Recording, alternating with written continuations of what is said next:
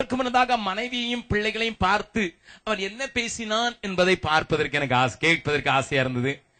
அவள் எங்களோடு கூட இருக்கிறாள். நான் அவனுடைய காரியத்தை அறிந்தவர்கள் இருக்கலாம், அறியாதவர்களுக்காக சொல்கிறேன். அவன் 127 பிளாக் என்று சொல்லப்படுகிற அந்த பிளாக்குகளுக்கு அவன் ஒரு தலைவனாக நக்சல்பாரிகளால் நியமிக்கப்பட்டிருந்தவன். அவனுடைய பெயரை சொன்னாலே அந்த பகுதிகளிலே நடுக்கம் உண்டாகும். அதை நாங்கள் கண்கூடாக கண்டவர்கள். ஒரு நாளிலே அவன் இருக்கிற காட்டு பகுதியிலே ஒரு பள்ளிக்கூடத்தையும் ஒரு ஆராதனை கூடத்தையும் கட்டுவதற்காக அஸ்திவாரம் போடும் வேலைக்கு நான் கடந்து சென்றேன். அங்கே இருந்த ஊழியர் என்னை பார்த்து சொன்னார், அண்ணன், அந்த தலைவன் உங்களை பார்க்க வேண்டும் என்று சொல்லுகிறான் என்று. நான் அவனை பார்க்க வேண்டும் என்று நானும் விரும்பினேன். சரி என்று சொன்னேன். ஆனால் 3 கண்டிஷன். அவர் யாருக்கும் நான் பார்க்கிறதை சொல்லக்கூடாது என்று சொல்லியிருந்தார். கொஞ்சம் கூட உடன் ஊழியர்களுக்கோ அல்லது போலீஸுக்கோ அவர் சொல்லக்கூடாது என்று சொல்லியிருந்தார். என் கூட யாரும் வரக்கூடாது, தனியாகத்தான் வர வேண்டும் என்று சொல்லியிருந்தார். நானும் சரி என்று சொன்னேன். 2 மணி நேரம் என்னோடு கூட பேச வேண்டும் என்று கேட்டுக்கொண்டார்.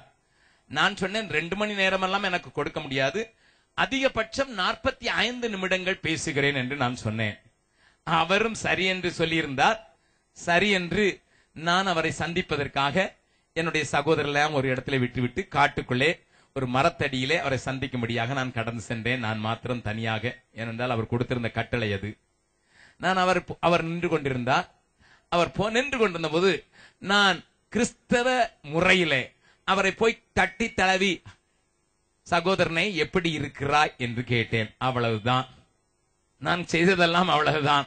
அப்பொழுதுதான் எனக்கு தெரிஞ்சது அவனுக்கு பின்னாலே AK-47 எல்லாம் மாட்டி வைத்திருக்கிறது. நான் அது கையில் பட்ட போதுதான் எனக்கு தெரிஞ்சது இவன் துப்பாக்கியோட தான் இருக்கிறான் என்று. அவன் என்னோடு கூட ஒரு வார்த்தையும் பேசவில்லை. போங்கள் போங்கள் என்று சொல்கிறான். அதை செய்கை காட்டுகிறான்.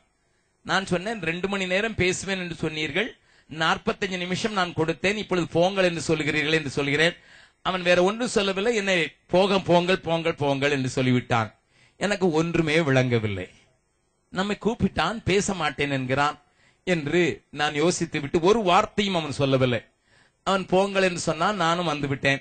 ஒரு வாரம் கழித்த பிறகுதான் எனக்கு தெரியும் ஏன் அவன் பேசவில்லை என்று. என்னுடைய ஊழியரை போய் பார்த்திருக்கிறான். அந்த மனுஷன் என்னையா தொட்ட உடனே எலக்ட்ரிக் கரண்ட் பாஞ்ச மாதிரி இருந்தது, என் வாயெல்லாம் அடைச்சு போச்சுது, ஒரு வார்த்தையும் பேச முடியலையே அப்படின்னு சொன்னான். எனக்கு அது விளங்கவில்லை எதுக்குன்னுட்டு.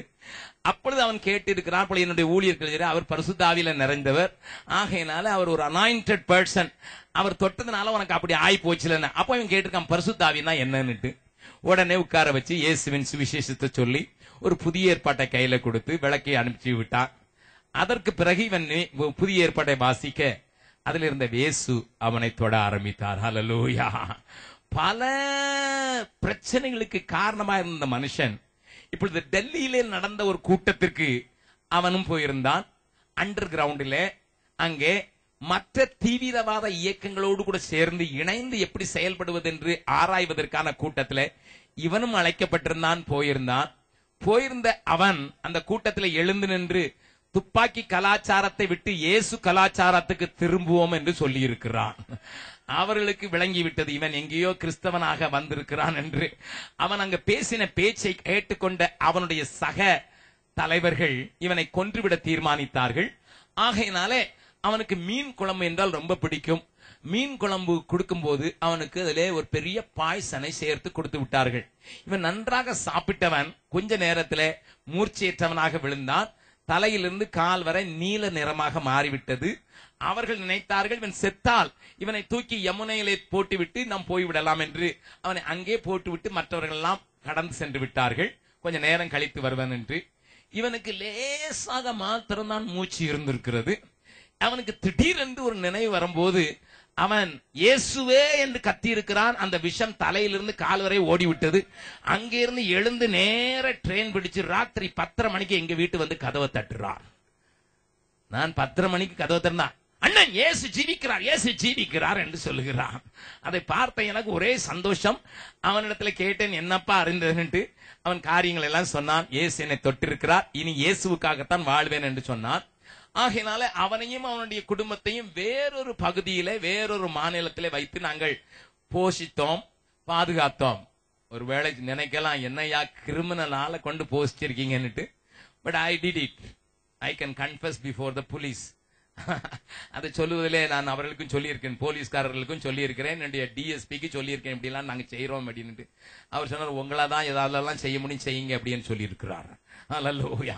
நல்ல கவனிங்க. 2 வருஷம் அப்படி இருந்தவன் ஒரு நாள் என்னை பார்க்க வந்தான். அண்ணன், எனக்கு அங்க வேதம் சொல்லி கொடுக்குற ஆள் இல்லை, பாஷை வேற பேசுறாங்க, நான் உங்க கூட இருப்பேன், என்ன நடந்தாலும் சரின்னு சொன்னான். நான் கொஞ்சம் யோசித்து தான்ப்பா செய்யணும், உன் குடும்பம் வேற இருக்குது, உனக்கு 3 பிள்ளைகள் வேற இருக்கிறார்கள் என்று சொல்லி அவனை நீ போய்விட்டு நாளைக்கு வா என்று சொன்னேன். போகிற வழியிலே அவனை போலீஸ் கைது செய்து விட்டது. போலீஸ் கைது செய்து அவனை சிறைச்சாலையில் அடைத்து விட்டது. இப்பொழுது 6 வருடங்கள் முடிந்து போய்விட்டது. அவன் விசுவாசத்தில் குன்றி போயிருக்க வேண்டும். அவனுடைய மனைவி, இளம் மனைவி, எங்களுடைய ஆஸ்பத்திரியிலே ஒரு சின்ன வேலையை செய்து கொண்டு 2 பிள்ளைகளை படிக்க வைத்திருக்கிறார். இதற்கிடையிலே அவன் ஜெயிலுக்கு போன பின்பு அவனுடைய மூத்த மகள், 11 வயது நிரம்பிய மகள், திடீரென்று தீ பிடித்ததினாலே செத்து விட்டாள். இதையெல்லாம் தாங்கின போதிலும் அவனுடைய விசுவாசத்தை அசைப்பதற்கு முடியவில்லை. நான் அவனை பார்த்து கேட்டேன், உன்னுடைய கணவன் என்ன ஃபீல் பண்ணுகிறான், என்ன நினைக்கிறான், என்ன உணர்கிறான்? 6 வருஷம் உன்னை விட்டு பிரிந்திருக்கிறான், குட்டி பிள்ளைகளை விட்டு பிரிந்திருக்கிறான், உன்னை பார்ப்பதற்கு எப்பொழுதாவது 6 மாதத்திலே ஒரு தடவை தான், ஏனென்றால் அவனை ஜெயில் மாற்றிக்கொண்டே இருக்கிறார்கள். அவள் சொன்னான், நான் ரொம்ப சந்தோஷமா இருக்கிறேன். இவளுக்கு விளங்கவில்லை, கண்ணீரோடு கூட கேட்கலாம் நம்ம கணவனுக்கு, என் கையால ஒரு நேரம் சமைச்சு கூட கொடுக்க முடியல உங்களுக்கு, நீங்க ரொம்ப சந்தோஷமா இருக்கானா? நீ இல்லன்னா என்னடி, எனக்கு கிறிஸ்து என் கூட இருக்கிறாரே ஜெயிலுக்குள்ள. நீங்க பீகார் ஜெயில பாத்தீங்கன்னா உங்களுக்கு தெரியும், 750 பேர் இருக்கிற இடத்துல 2000 பேரை ஆடு மாடு மாதிரி அடைச்சு போட்டிருக்காங்க. Practically that is the thing. But அங்க அவன் வேதாகமம் மற்றவர்களுக்கு கற்றுக் கொடுக்கிறவனாக மாறிவிட்டபடினால, கிறிஸ்து அவனோடு கூட இருக்கிறதுனால அவன் சொல்லி இருக்கிறான், நீ இல்லைன்னா கூட பரவாயில்ல, நான் ரொம்ப சந்தோஷமா இருக்கேன். இதை கேட்டவுடனே எனக்கு ஆச்சரியமா இருந்தது.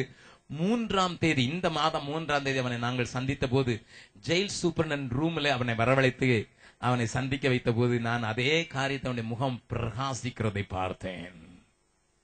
என்ன நடந்திருக்கிறது? அவனுக்கு சூழ்நிலைகளை குறித்து அவனுக்கு கவலை இல்லை. அவன் மேல இருந்த கேஸ் என்ன ஆகும் என்று அவனுக்கும் தெரியாது, எங்களுக்கும் தெரியாது. அவனுடைய கேஸ், சில கேஸை மாத்திரம் சாட்சி இல்லை என்று விட்டு இருக்கிறார்கள். இன்னும் 7 கேஸ் இருக்குது. 13 கேஸ்ல 6 கேஸ் தான் முடிந்து இருக்கிறது. இன்னும் 7 கேஸ் இருக்குது. ஆனா அவனை நீங்க பாத்தீங்கன்னா, இங்க இருக்கிற அநேக ஊழியக்காருடைய முகங்களை காட்டிலும் அதிகமாய் பிரகாசிக்கிறது. I am sorry to say that, but that is true. That is true. I was so shocked to see such a glory in the face of a man who was using rifles and AK-47 to kill others. மற்றவர்களை கொன்று குவிப்பதற்கு அலைந்து திரிந்த இன்றைக்கு அவனுக்கு ஏராளமான புஸ்தகங்களை அனுப்பி வைத்திருக்கிறோம், அவனுக்கு வேதாங்களை கொடுத்திருக்கிறோம். இந்த முறை கூட 2000 புதிய ஏற்பாடுகளை அவனுக்கு கொண்டு கொடுத்து எல்லாருக்கும் அவனை வைத்து கொடுக்க வைத்திருக்கிறோம் ஜெயிலிலே. அல்லேலூயா. அவனுடைய சந்தோஷத்துக்கு காரணம் என்னையா? மனைவியோடு வாழுகிறானா? இல்லை. குட்டி பிள்ளைகளை கொஞ்சி மகிழ்கிறானா? இல்லை. அவருடைய 11 வயது மகள் தீயிலே மாட்டி செத்து விட்டாள். அதை குறித்து அவனை சந்திக்க நான் போய் அந்த செய்தியை சொல்வதற்கு அவனுடைய மனைவி பயந்த போது நான் தான் அவளை கூட்டிக் கொண்டு போனேன். அப்பொழுது அவள் அழுகிறாள். ஏன் அழுகிறாய் என்று கேட்கிறான். நான் தான் சொன்னேன், ஒரு பெரிய விபத்து நடந்து விட்டது, உன்னுடைய பிள்ளை இறந்து விட்டாள் என்று சொன்ன போது அவன் சொன்னான், அண்ணே என் கண் கலங்கி விட்டது. என்னால் 11 வயது ஸ்மார்ட் கேர்ள், 2வது 3வது ரேங்க் இங்கிலீஷ் மீடியம் ஸ்கூல்ல வரக்கூடியவள், அவள் மரித்து விட்டாள் என்று சொன்ன காட்சியை நான் சொல்வதற்கு என் கண்கள் கலங்கி விட்டது. சொன்னா, அண்ணன் நீங்க கூட அழுகிறீங்களா? பரலோகத்துலதான் அவளை பார்க்கலாம் இல்லையா, பத்திரமா தானே இருக்கிறா, இதுக்கு போட்டு அழுகிறீங்களா? அவன் எனக்கு பைபிள் ஸ்டடி எடுக்க ஆரம்பித்து விட்டான். சகோதரா, சகோதரியே, கிறிஸ்துவை அறிந்தவன், கிறிஸ்துவின் வாழ்க்கையிலே தன்னை முழுவதுமா ஒப்பு கொடுத்து இயேசு இயேசு இயேசு இயேசு இயேசு இயேசு என்றே வாழ்கிறவனுக்கு ஹல்லேலூயா ஹல்லேலூயா எந்த காரியமும் அசைக்கிறதில்லை, அவனுடைய சந்தோஷத்தை கெடுப்பதும் இல்லை.